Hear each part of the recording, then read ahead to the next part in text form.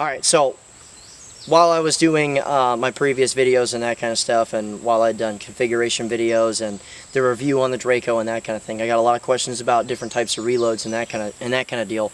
Because over the course of the last few videos, people have seen different styles of reloads come out of me.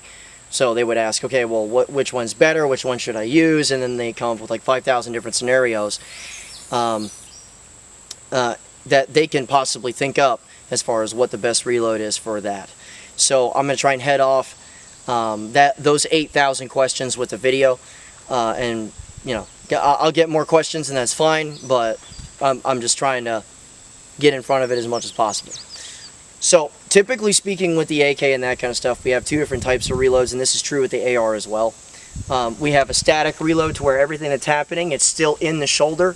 Okay, this is for superior position type stuff. It's like wherever I'm at, it is absolutely the best place to be. There's no need to freaking move from here. I can do what I have to do, and it's no big deal. The other type of reload is a trapped reload, or a quote dynamic type reload, and the reason for that mostly is just because either I'm currently moving, preparing to move, or I could see the possibility in which I have to move. Right. That, and the last one is I've been here for a while and I'm tired. That's a valid way to go about it, because after a while, just being out here forever, dudes can get tired, and that's no real big deal. Now, the styles of reloading are more or less the same. It's just the approaches get varied very slightly. Now, let's go ahead and talk about basically three different types, three different styles of reloading. Okay, and that first one is, whether it's from a static or a trapped, a thumb reload, a magazine reload, or an Iraqi reload. Now, the Iraqi reload in and of itself has like the nichiest of niche spots that it would actually work for you, and I'll explain more of that here in a second. I think it's one of the dumbest fucking reloads ever, but it does in fact have a place, and the place that it does have is kind of goofy. Okay, there's nothing about it that's going to feel natural, especially the first couple of times you do it. Now, let's talk about the thumb reloads first, and let's talk about from a static or trapped. Now, whether I'm up here in the shoulder or whether I'm trapped, what I do want to do is I want to turn the gun ever so slightly, okay? And the reason for this is that I want to see everything that's going on with the magazine as it's being inserted. I want to be able to see that front lug on that magazine, and I want to be able to see where it's going, because if you miss that front lug, you're not locking that magazine in the gun. Okay, you are either going to completely miss, or you're going to get a false lock where the rear tab tries to lock, and it gets wedged in there kind of weird, and you have to sit there and press on things and do all kinds of weird shit. Okay, so I personally cant the gun, and it's not like perfectly vertical like so to where I can see literally everything that's happening in there. What is happening is that I cant the gun a little bit this way, and I turn it so that as I see that front lug going in, I can see it going in, I can see where that first lug is mating up with the receiver, rock it in there, and we're good to go. Now, what's going on here is that if I'm grabbing a second magazine to reload the gun, the first thing that happens is that, okay, well, where am I orienting this on my body? Now, magazine itself is going, as it sits in the pouch that's on my belt, okay, the ammo is pointed away from the gun versus toward it. Does that make sense?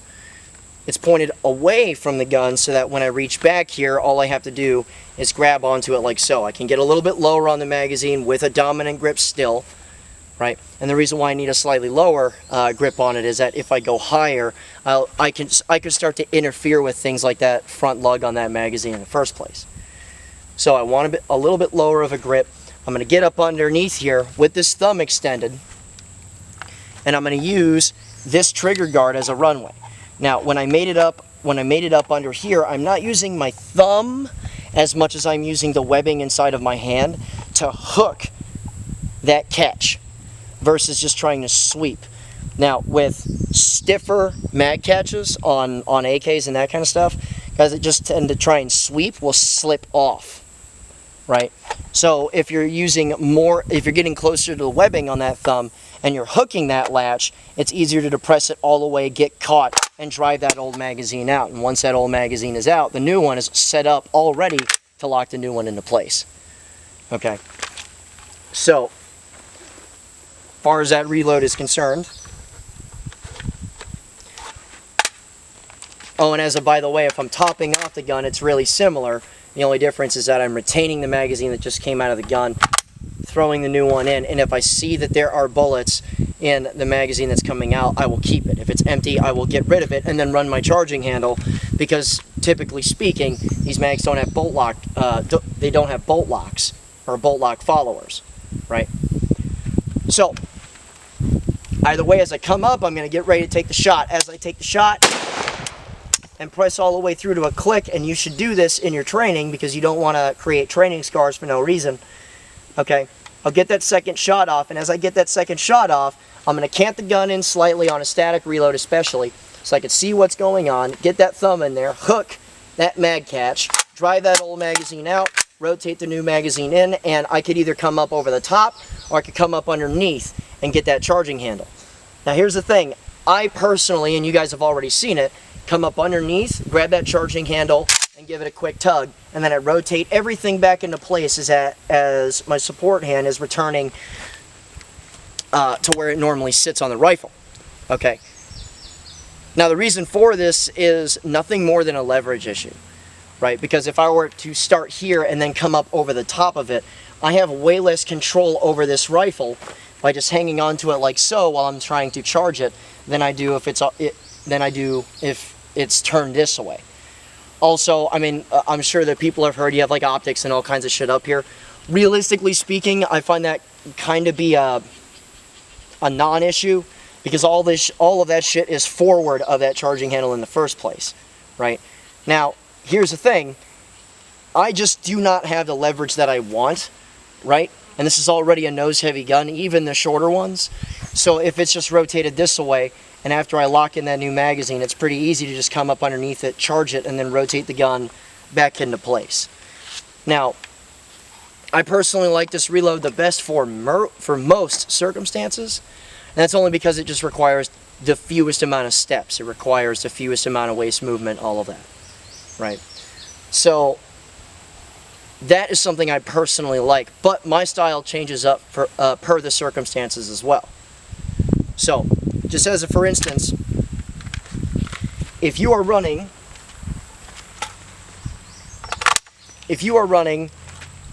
magazines out of pouches, right, it would be so much more difficult to go into that chest rig and bend the arm all the way in like so, grab that magazine out, and then have to go into the reload. What I've personally done over time is that I would turn the magazines towards, the actual bullets towards the rifle itself, grab onto the magazine via the base plate, come straight out, and as I come straight out, I'm already fairly high up on it. I can get that magazine in there, kick that old magazine out, and either I'm going to stay here and fix this sling, or I'm going to start by coming underneath it, kicking the old one out, and then rocking the new one in, right? Now in this particular circumstance, I mean, you could easily rock in a magazine like so, and once you have that magazine locked in, you'll just have to fix this, okay? But that's really on you, and that's a training issue that you're going to have to deal with if you have a 2-point sling. But the cool thing about this is that even if you have like stubborn ammo on magazines, like mags that don't like to seat as well when they're loaded all the way, because it's possible that you could have overstuffed them, or the tabs themselves don't like to lock in, you have a little bit of extra leverage to get that magazine in there. And once you have that magazine seated, your hand is already in a great position to come underneath and charge a gun, right? Now, as far as chest rigs and that kind of stuff is concerned, that's pretty much where I default as far as the reloads are concerned. And it's mostly just because I'm bringing that magazine straight out. All I'm doing is I'm reaching for it and bringing it straight up versus having to cock my whole body real hard to one side, get that new magazine out, and then go through the other process. This takes more steps, right, as far as just what I have to do, how far that magazine overshoots, because when you kick that old magazine out, you will overshoot a ways, and then you'll have to come back in, get used to the fact that this feels weird, rock the new magazine in, and charge it, right? But as far as just where my body sits in relation to magazines that are on the chest, it's just easier because there's less bending for me to do as far as getting that magazine out of the pouch. Right, and those of you that carry around AKs and that kind of stuff, or have been to a bunch of classes, or have had to use them in a professional atmosphere, a lot of times AK magazines can feel like they're coming out of pouches as if they're wet napkins coming out of filing cabinets. You know what I mean? Where you just have to sit there and roll them out. This is a little bit easier. There's a little bit more straightness into it, and I don't have to worry about cocking my body over to one side as hard. This is especially relevant when we're talking about going into the prone position and having to get old magazines out of guns and that kind of stuff. Because having to do this in the prone is way more difficult, way more difficult than just coming straight out like so. So, there's that. Now, the third one. Now, this struck me as nothing but goofy to start, and I have not liked the Iraqi reload very much my whole life. Right? But over time you start to experience certain things, and after a while you're just kind of like, well, I hate to admit it, but this does have a particular use. Especially for guys that train a lot, especially for guys that have used magazines, really used magazines. Occasionally you've run into, for my guys that use AKs and that kind of stuff a lot, occasionally you run into a magazine that you just put too many bullets in. Right? So you go to rock it in, and there's no space for it to go on that bolt. The bolt's trying to push the rounds out of the way, and so that the spring pressure gives, and then it's able to lock in. But sometimes you just do not have the ability to do that. You're just out of room because there's too many rounds in the magazine and that kind of stuff, or the tabs are gunked up from like mud or whatever. So you'll have a magazine that does not want to seat. Now, traditional wisdom says, fuck that magazine, grab a new magazine, get it in the gun, and that kind of stuff. But what if you can't? Right? What if that is the ammo source that you have left, and you have to have this rifle loaded now? So, unfortunately, while I hate saying this, the Iraqi reload does have its own individual purpose. In that, if a magazine will not seat, just as a for instance, I go to get this reload done, I kick this old magazine out, and after I've kicked this magazine out, right, I go to insert the new one, and as I go and insert the new one, it could just be overstuffed with ammo or whatever, or the tabs could be like gunked up, like I said, and it will not seat. It will not go in there, and you can see and hear that it is not seating. Well, what you end up having to do at that point is, this is really goofy, and it looks and it feels goofy, but the day that you've trained this a little bit and you have this solution in your mind and you fix this, the first time you'll see that it's very much like a wheel lock key. Okay? Like, and the only reason why I reference it as like a wheel lock key is you don't ordinarily need it 99.999% of your life, but the day that you need it, right? So instead of trying to continue to try and force that magazine in and just stay here all day, what we can do is that we can take what's left of our hand, brace the rifle up, pin that action to the rear, okay? And you can see how I did that with my thumb, and you can see how I didn't give the rifle anywhere else to go. Rocking the new magazine in, and letting the charging handle go. You'll notice that I didn't ride it forward or nothing, I just let it go, okay? And every once in a while, if those rounds are stuffed in there really, really tight, and if that magazine pressure is real hard on them, you may have to give the charging handle a little bit of a punch to shove that all the way forward. And after that first round is loaded, the pressure is offloaded from the system and it'll run, right? So that realistically is how we would solve that individual problem. And yeah, it's goofy as shit. And yeah, I've made fun of it a lot in the past. But over time, I've started to notice, you know what? It does have its place. It's very rare. But I'd rather eat my own words and add something worthwhile, a solution that I would have to a what-if problem, than sit there and deny the fact that it can be useful, right? So what I'm going to do here is I'm going to go ahead and I'm going to demo all of these real time and just talk my way through them. If I am finished dropping magazines. And this is all I'm going to do. Okay, we're going to start with a thumb reload, and we're going to start with a static position. Okay, so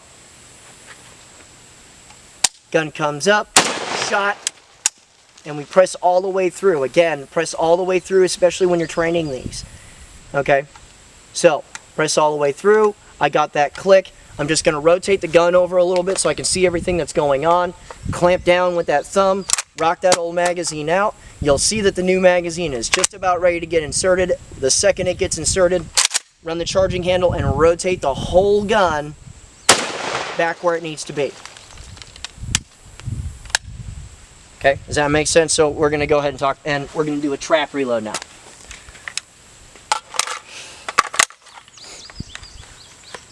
Okay, so on target, shot, click. Okay, time to do a reload. I got it trapped up underneath the armpit. Bringing in the new magazine.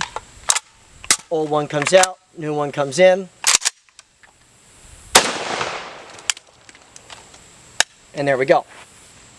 So that one's pretty simple. You can tell that I've done this one a few times. Now, I used to do this second one here almost exclusively for the longest because I just didn't work out of belts or back pockets or whatever. Right? So, we'll do this one now. Stay in a static position. Okay? Bullets oriented towards the gun, and I'm going to grab onto the base plate with my thumb. Okay. Gun comes up, shot, click. I'm going to stay in that static position. Bring that thing straight out, come up underneath the sling, get the old one out, rock the new one in, make sure I'm not tangled up, and fire that second shot. So, go ahead and do the tactical reload. You'll notice how they come out and they're facing the opposite direction now. You have to turn it over, rock the new one in, and you can roll this thing on your body so that you don't get it lost. Okay, so it's in there. We're going to do it again.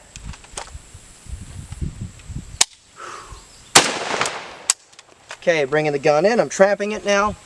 New magazine out. Old one out. New one in. Rocked in. Ready to go. So, really that simple. Now, on the friggin' Iraqi reload and on the its individual purpose, if you're going to do reps on this, number one, I wouldn't stress doing it like 10 million reps on the same thing. It's actually a pretty simple one to get down. But I would say that if you're going to get reps on it as if it's actually happening, or the circumstance required for it is actually happening. So, you start this out by taking that first shot. Once you've taken that first shot, set up a reload that you would normally do. Got that old one out, and then simulate, okay, I can't get it in there. So from there, you're just grabbing onto it, pinning it in place like I said before, right? And once it's pinned in place, rock that new magazine in, make sure that the gun is secure while the action is rolling forward, and then we can go from there. It's that simple. So, I hope you guys found this overall useful. You know, a lot of time and hours and effort went into learning the AK for me specifically. I'm actually pretty happy at the fact that I'm pretty good at it now. And more or less the only differences between right-handed stuff and left-handed stuff is two key things. Number one is a basic manual of arm steel. Okay, most of what you're doing is from a high ready anyway, because you have to start up that safety lever and then get on target. Right? And the next thing is that when you're going to run this charging handle, whether or not you think that there's a round in the pipe or not, I would highly suggest that you don't run that charging handle like this. Because if you do, you'll cut yourself with the round that will inevitably end up in there, and it'll eject itself at Mach like 4,000. It'll hit you right in the face, you'll bleed a bit. So if you're going to go charge the rifle, I suggest that you go in line or just rotate it towards the ground a little bit and let gravity be your friend instead of, you know, the machine being your enemy and that kind of stuff. So, that's it. Now, if you guys want to come out and train with us, you certainly can. We have a lot of different classes posted up on our schedule that's on our website. at the moment, and more are being added to it almost by the day. I'm finding new hosts here, there, and everywhere, so that's real easy. If you want to do it on the cheap, instead of paying $250 per 2-day course, you can go to yet another link in the description below for our Patreon page.